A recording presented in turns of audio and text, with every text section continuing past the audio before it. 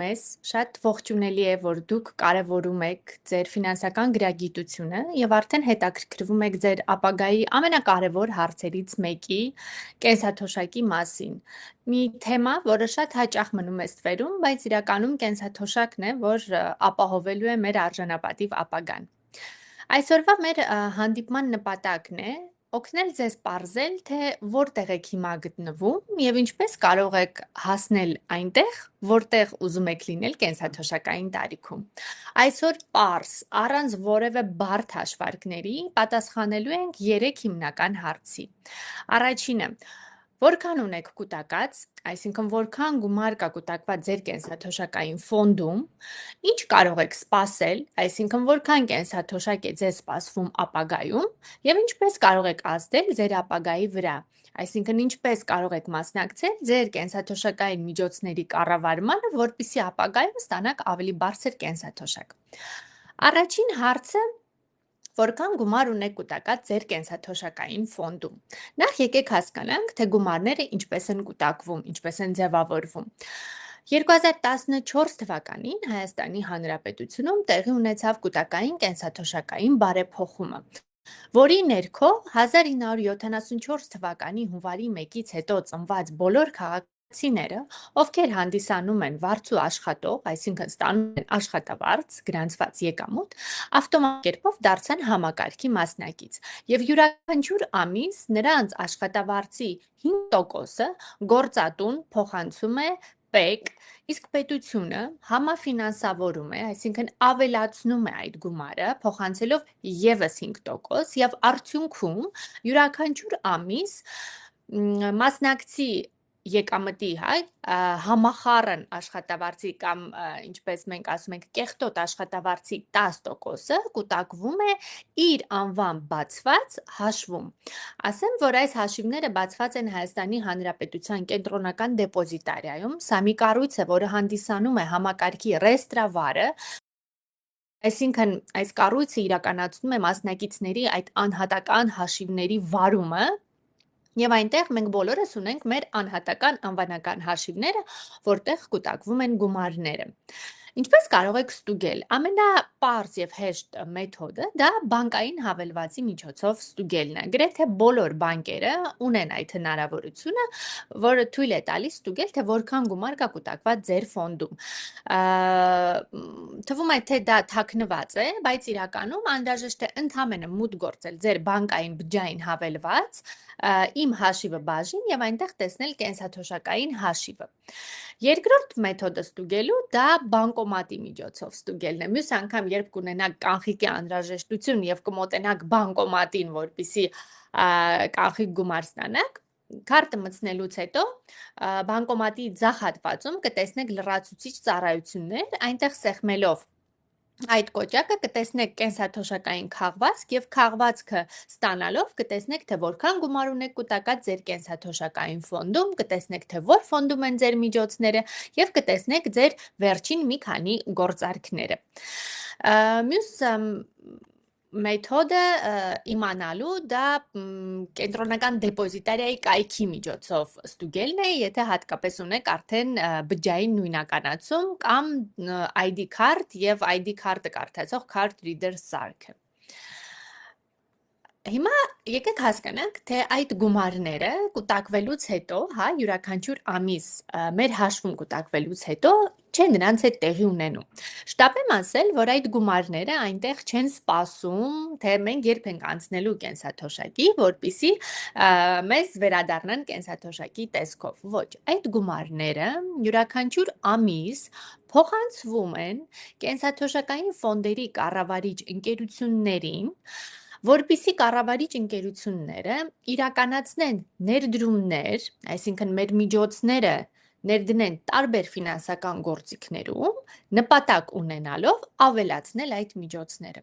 Այսինքն ֆոնդերի կառավարիչը ներդրումներ է անում մեր միջոցները, որպեսզի ստեղծի, գեներացնի հավելյալ եկամուտ։ Այսպիսով ավելացնելով մեր կենսաթոշակային միջոցները, որպեսզի ապագայում ստանանք ավելի բարձր կենսաթոշակ։ Նշեմ, որ համակարգի ներքո կա երկու կառավարիչ ընկերություն՝ C Quadrat Ambega-ն եւ մեր գործընկերները Ամուդի Ակբայից։ Եկեք դիտարկենք, թե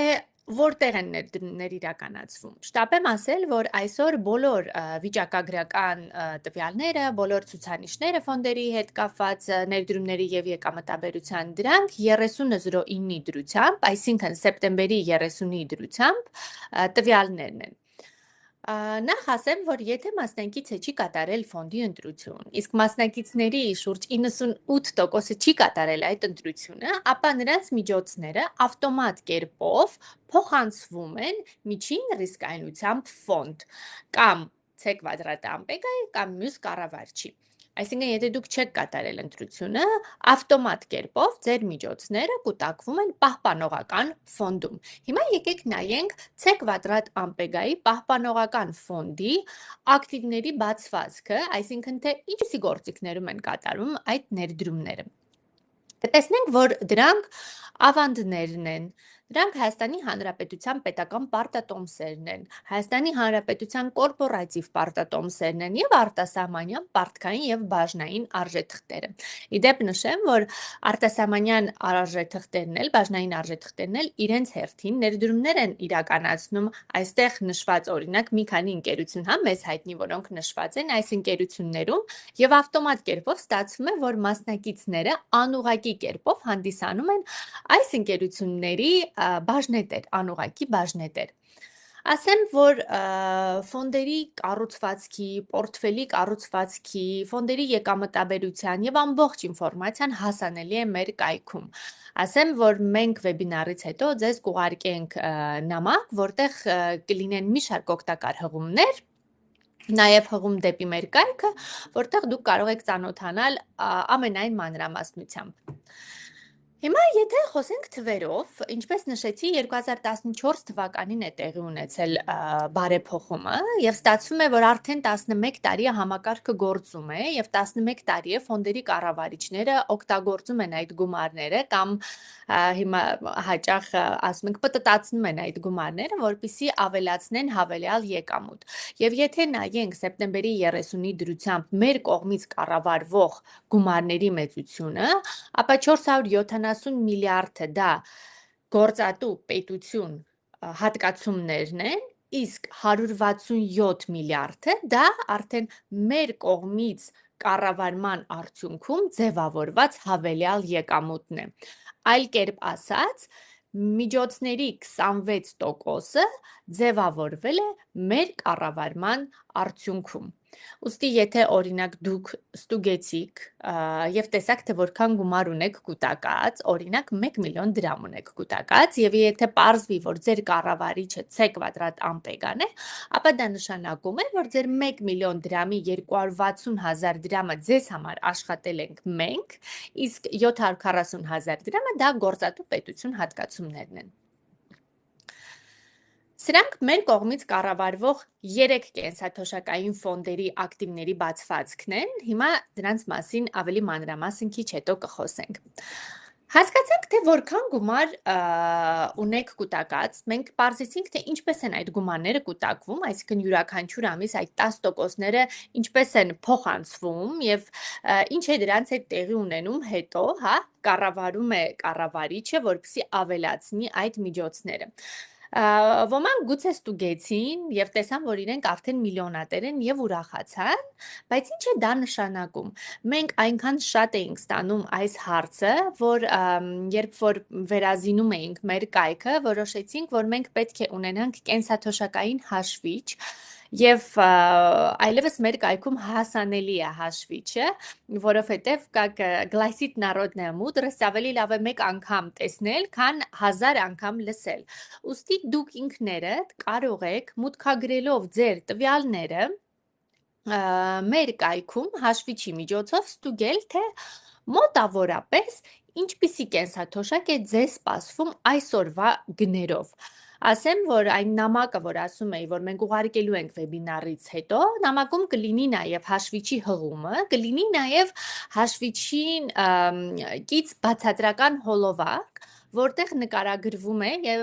թե որ օրինակ դաշտերը հաշվի չի, դուք կարող եք ամփոփող թողնել, այնտեղ կա գնաճ, կա եկամտաբերություն եւ եթե այդ դաշտերը դուք թողնեք ամփոփող, ապա եւ լրացնեք միայն ձեր անհատական տվյալները, ապա որոշակի ենթադրությունների ներքո որոշակի պատկերացում ձեզ կարող է մեր հաշվիչը տալ։ Իսկ ինչ կարող է անել մասնակիցը, հա? Դուք կարող եք ընտրել ձեր տարիքին եւ նպատակներին համապատասխան ֆոնդ, բայց ընտրելու համար նախ եկեք հասկանանք, թե ինչ ֆոնդեր կան առհասարակ եւ ինչով են նրանք իրարից տարբերվում։ Ասեմ, որ համակարգի ներքո կա 3 տեսակի կենսաթոշակային ֆոնդ եւ յուրաքանչյուր կառավարիչը կառավարում է 3-ական ֆոնդ, այսինքն համակարգի ներքո կա 6 ֆոնդ։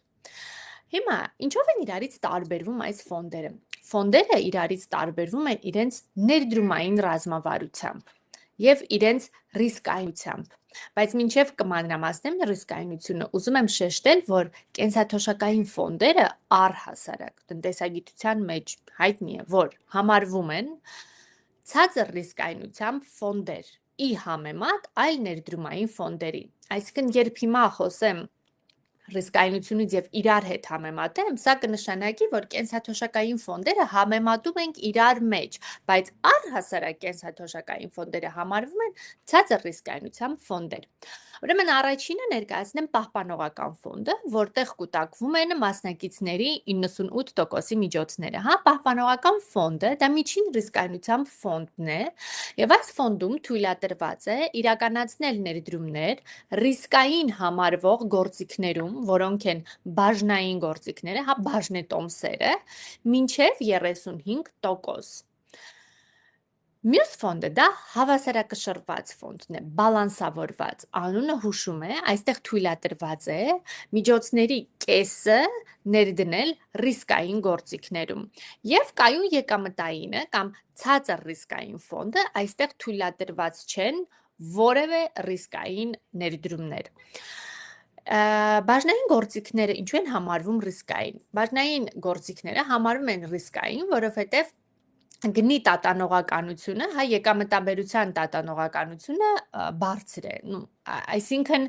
երբ խոսում ենք հավանականությունից, հա, որ հավանական է, որ բաժնային գործիքները կունենան բարձր եկամտաբերություն, այստեղ պետք է հասկանանք, որ հավանական է նաև, որ կունենան ցածր եկամտաբերություն, հա։ Այսինքն, երբ խոսում ենք ռիսկայնությունից եւ ասում ենք բարձր ռիսկայնություն, ի նկատի ունենք այդ տատանումը գնի ավելի մեծ է ռիսկային ֆոնդում, իսկ օրինակ ցածր ռիսկային ֆոնդում ավելի փոքր է։ Հիմա եթե նայենք գրաֆիկին, հա, ստեղծման պահից, ինչպես նշեցի, 2014 թվականին է ռեֆորման տեղի ունեցել եւ ֆոնդերը գործում են 2014 թվականից։ Հիմա եթե նայենք կենսաթոշակային ֆոնդերի կատարողականը ստեղծման պահից մինչև հիմա, եւ անզեն աչքով գրաֆիկին նայելով կարող ենք օրինակ ֆիքսել մի քանի բան։ Առաջինը, մենք տեսնում ենք, որ գրաֆիկը աճող է։ Այո, սա փաստ է։ Բոլորն էլ գիտեն, մասնագետները գիտեն, մենք էլ ձեզ պատմենք, որ մասնակիցներն էլ իմանան, որ կենսաթոշակային ֆոնդերը երկարաժամկետում միշտ աճում են։ Շեշտենք նաև, որ կենսաթոշակային ֆոնդերը ունեն երկարաժամկետ ներդրումային հորիզոն։ Այսինքն ինչ է սա նշանակում։ Սա նշանակում է, որ այսօր մեր կուտակվող գումարները դեռ երկար հորիզոն ունեն, որպիսի ներդրվեն եւ 30-40 տարի հետո նոր մեզ պետք կան։ Այսինքն հորիզոնը ժամանակի բավական երկար է եւ այս երկարաժամկետ հորիզոնում կենսաթոշակային ֆոնդերը միշտ աճում են, հա։ Մյուս փաստը, ինչ կարելի է նկատել, հա, հաջորդի, որ կա որոշակի տատանումներ, այսինքն գրաֆիկում մենք տեսնում ենք ջրանկումներ, վերելքներ, այո, սա եւս փաստ է, որովհետեւ լինում են տարբեր տնտեսական ցիկլեր եւ եթե հիմա ուշադիր ես փորձեմ մեծացնել գրաֆիկը եւ ձեր ուշադրությունը հրավիրել կհիշեք 2020 թվականի համավարակից հետո, երբ ամբողջ աշխարհն էր խառնվել իրար, եւ տնտեսական ցնցումներ էին տեղի ունենում։ Կամ դրանից հետո 2022 թվականին, հա, ռուս-ուկրաինական պատերազմից հետո, երբ անկում սկսվեց եւ խառնվեց նորից ամբողջ աշխարհը,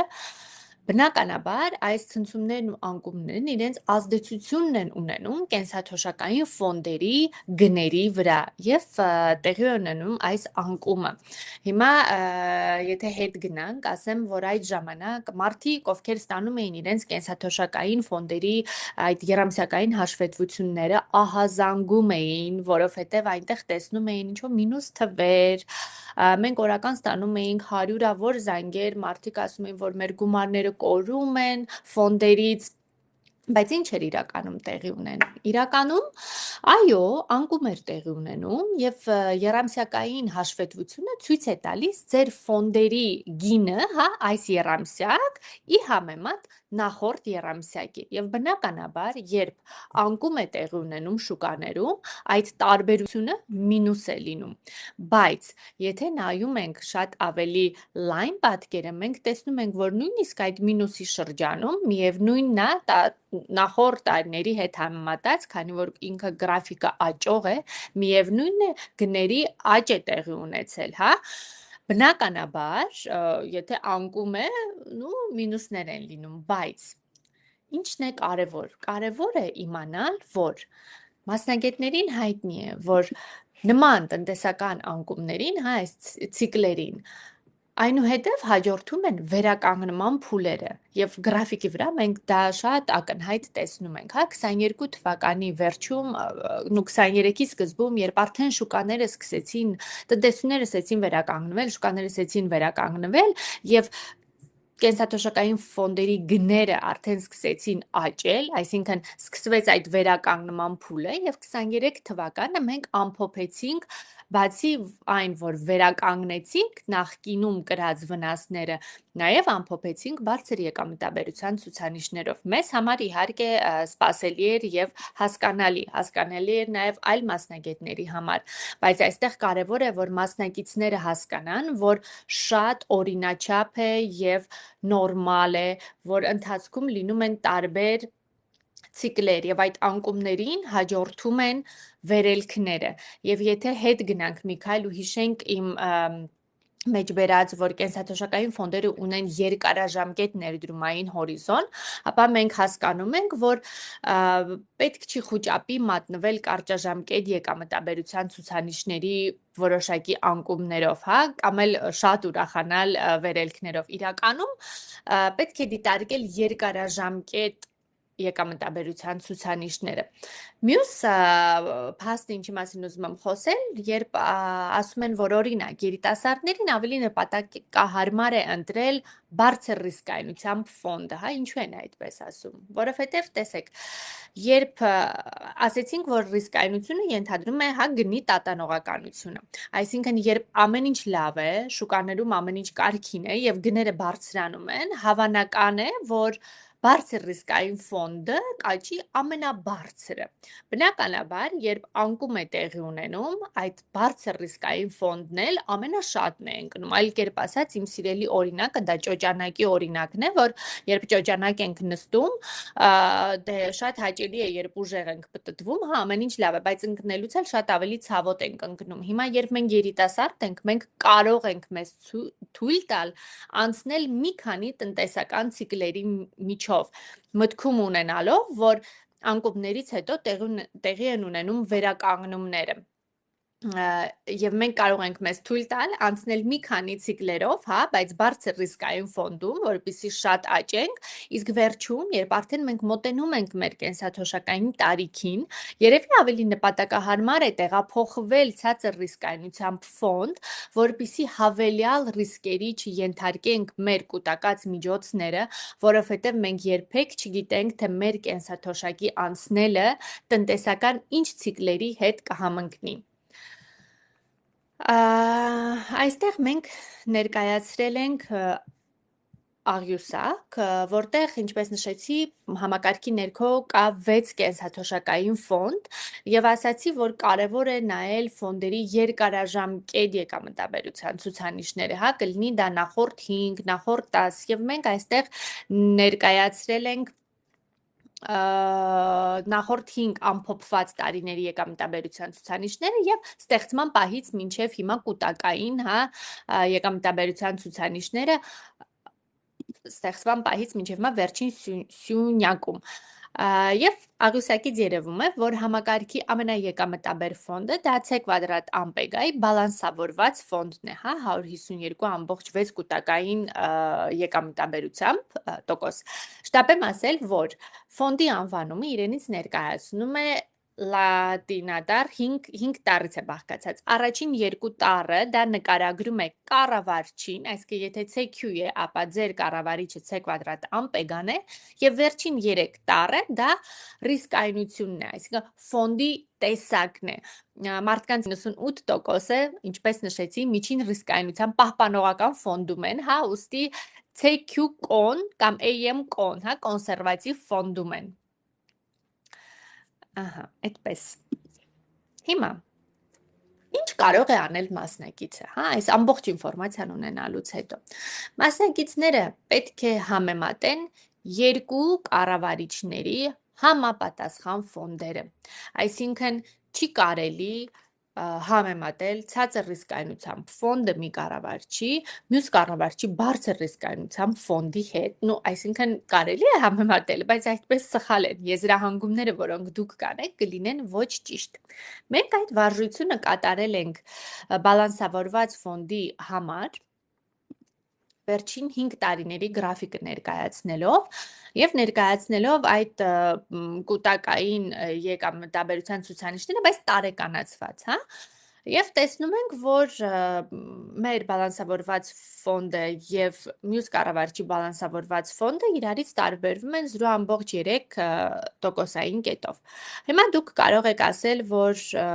բավական մոտ են եկամտաբերության ցուցանիշները, ինչու այդքան այս ողջ ինֆորմացիան ունենալ կամ խորանալ եւ այլն։ Այստեղ մի կարևոր բան պետք է հիշել, որ իրականում փոքր թվերը մեծ տարբերություն են ստեղծում։ Իսկ թե ինչու, եկեք հասկանանք։ Ֆինանսիստները համարում են, որ իրենք գիտեն, թե որն է աշխարհի 8-րդ հրաշալիքը։ Դա բարդ տոկոսն է։ Եկեք մենք էլ իմանանք, ձեզ պատմենք, որպեսզի դուք էլ հետ չմնաք ֆինանսիստներից։ Ենթադրենք ունենք 100,000 դրամ եւ որոշում ենք ներդնել 9% տարեկան եկամտաբերությամբ պարզ տոկոսի ներքո։ Սա նշանակում է, որ յուրաքանչյուր տարի մեր գումարը ավելանալու է 9,000 դրամով եւ կստացվի, որ մենք առաջին տարում ունենք 109,000 դրամ եւ այսպես շարունակ ունենալով 30 տարի մեր հորիզոնում, հա, 30 տարի անց մենք ունենանք 370,000 դրամ։ Բոլորը ուրախ են, երջանիկ են։ Բայց գալիս են ֆինանսիստները եւ ասում են, ախ, եթե դուք ներդնեիք բարդ տոկոսի ներքո այդ 9%-ը, ապա յուրաքանչյուր տարի ձեր գումարը կավելանար ոչ թե ֆիքսված 9,000 դրամով, այլ կավելանար ձեր կൂട്ടակած գումարի 9%-ով։ Այլ կերպ ասած, ձեր տոկոսը տոկոս կբերեր։ Դե լավ, բարի, առաջին տարում տարբերություն չկա, երկրորդ տարում տարբերությունը 810 դրամ է, կարծես շատ քիչ է, բայց արի ու տես, որ 30 տարվա հորիզոնում այս տարբերությունը ահռելի է լինում։ Տարբերությունը կազմում է 956,000 դրամ։ Համաձայնեք, որ շատ է։ Ուստի միշտ հիշեք, որ եկամտաբերության անգամ չնչին տարբերությունը կարող է էական ազդեցություն ունենալ երկար տարիների ընթացքում։ Հիմա ենթադրենք օրինակի վրա դիտարկենք, հա, դուք կուտակում եք ամսական 40,000 դրամ։ Եվ 6 եւ 7% եկամտաբերության ֆոնդեր կան։ Թվում է, թե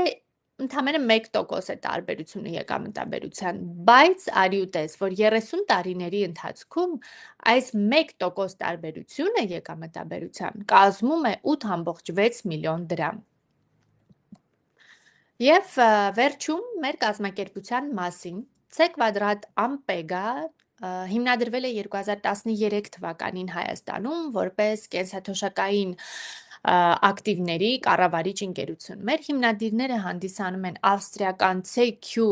ներդրումային ընկերությունների խումբը եւ գերմանական Ampega Asset Management-ը։ Մեր հիմնադիրները ունեն շատ երկար տարիների փորձ ակտիվների կառավարման ոլորտում աշխարհի մի շարք երկրներում եւ մեր կազմակերպությունը C-Quadrat Ampega-ն Հայաստանում այսօր կառավարում է արդեն շուրջ 440,000 քաղաքացիների ավելի քան 660 միլիարդ կենսաթոշակային ակտիվներ։ Շատ շնորհակալություն, որ այսօր մեզ միացաք, ասեմ, որ մենք ուղարկելու ենք վեբինարի ձայնագրությունը ձեզ, մենք ուղարկելու ենք տարբեր օգտակար հղումներ, մենք կուղարկենք ձեզ ինչպես խոստացա հաշվիչի հղումը, մենք մեր կայքում ունենում ենք եկամտաբերության մեկնաբանություններ, ֆոնդերի կառավարիչը պատմում է, թե այդ եռամսյակի ընթացքում ինչ են տեղի ունեցել շուկաներում եւ դա ինչպիսի ազդեցություն է ունեցել ֆոնդերի եկամտաբերության վրա։ Մենք հրապարակում ենք ամսական կտրվածքով ֆոնդի տվյալները,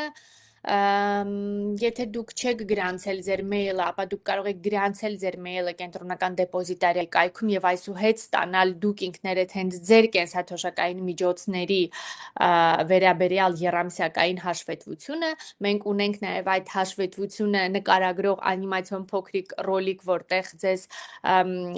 պատմվում է, թե ինչպես կարող եք կարդալ այդ հաշվետվությունը, այսինքն ամեն աղյուսակի որ վանդակը ինչ է նշանակում, այնպես որ մենք խրախուսում ենք, հորդորում ենք, որ դուք իրազեկ լինեք, հետևեք ձեր կենսաթոշակային միջոցներին, միջոցների աճին, հիշեք, որ այդ միջոցները հանդիսանում են ձեր սեփականությունը, դուք կարող եք հետևել մեզ Facebook-յան, LinkedIn-յան եւ Instagram-յան հարթակներում, մենք շատ ակտիվ հրապարակում ենք հանրամատչելի հետաքրքիր ինֆորմացիա ֆոնդերի մասին, ներդրումների մասին, այնպես որ եղեք ավելի ակտիվ։ Ես հիմա տեսնեմ արդյոք մենք ունենք հարցեր մեր chat բաժնում եւ փորձեմ արագ պատասխանել այդ հարցերին։ Կարծես շատ ունենք հարցեր, ուրեմն գնացինք։ Իսկ հնարավոր է կանխիկացնել իմ գոլեգան այստեղ հուշում եմ, որ նա այդ հարցին պատասխանել է, ինչի համար շնորհակալություն, որոշ դեպքերում օգտագործելու համար ինչպես կամ ում պետք է դիմել այս հարցին եւս պատասխանել են C-Quadrat Ampega-ն ինչ է, երևի դուք ուշ էիք միացել եւ իմ գոլեգան ձեզ լուսավորել է արդեն թե ինչ է։ Բարև ձեզ, ինչպես իմանամ ով է իմ կենսաթոշակի կառավարիչը եւ ինչպես կարող եմ փոխել կառավարչին, եթե ուզում եմ ձեզ տալ։ Ուրեմն ինչպես իմանալ, թե ով է հանդիսանում ձեր կառավարիչը, դուք կարող եք ստուգել կամ բանկոմատի միջոցով, ինչպես նշեցի, ձեր քարտը մտցնելուց հետո ձախատվածում լինում են լրացուցիչ ծառայություններ, այդ կոճակը սեղմելուց հետո կտեսնեք լրացուցիչ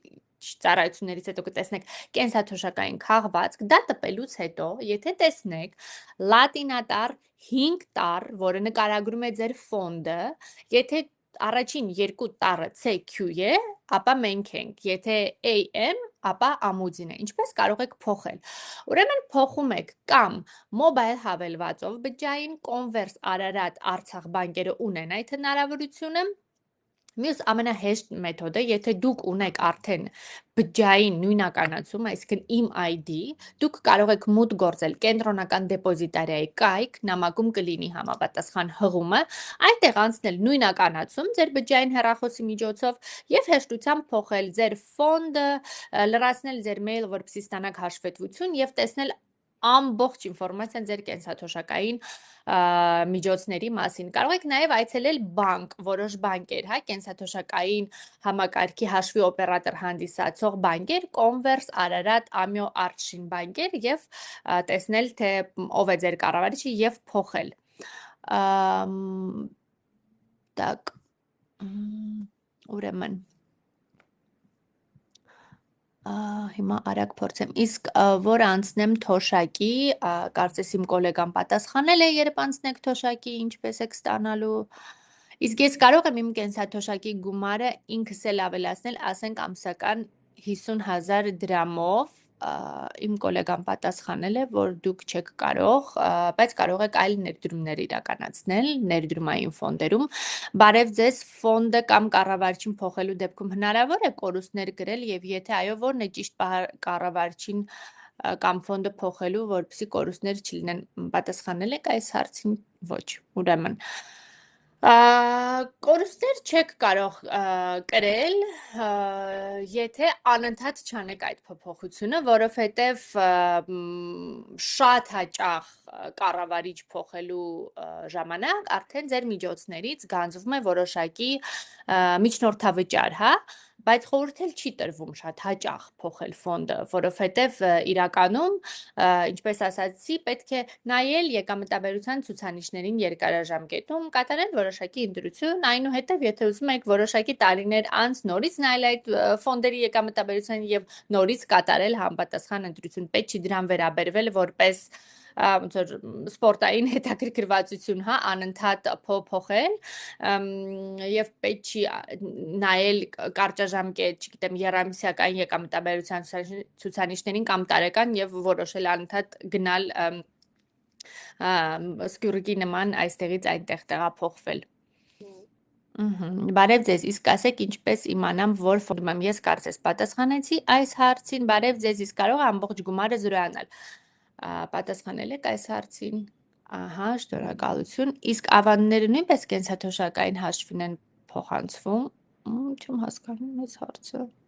Չէ, ավանները, եթե դուք ունեք ավանդ բանկում, դրանք բանկում ձեր ներդրումներն են, այսպես ասած, որոնք ձեր բանկային հաշիվներում են պահվում եւ այդ տոկոսներն էլ սրանք կենսաթոշակային հաշվի հետ կապ չունեն, կենսաթոշակային միջոցների։ Իմը C կվադրատ ամպեգան է, բայց ուզում եմ պահպանողականը փոխեմ։ Դե, ինչպես նշեցի, կարող եք այդ 3 բանկերի բջջային հավելվածների միջոցով անել, կարող եք կենտրոնական դեպոզիտարիայի կայքի միջոցով անել, կամ ID քարտը կարդացող սարքի միջոցով,